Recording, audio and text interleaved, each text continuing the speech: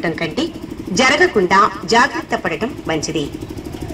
జీవితం చాలా చిన్నచ్చుకోండి, అవి మీకు ఎంతగానో తోడ్పడతాయి. కేవలం హాని వ్రతతో దారిలోని అడ్డంకులు తొలగిపోగలవని గ్రహించండి. ఒక నిమిషం వృధా అయినా పర్వాలేదు, కానీ ఒక నిండు జీవితం బలి కాకుండా చూడండి. అది మీ జీవితం అయినా కావచ్చు.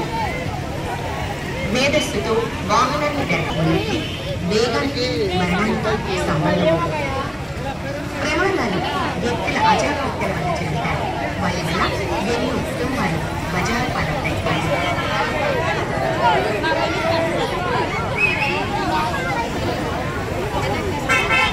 కొంచెం దగ్గరికి రండి, గంటలో ఉండకండి, కొంచెం దగ్గరకు వచ్చేయండి, దగ్గరకు వచ్చేయండి.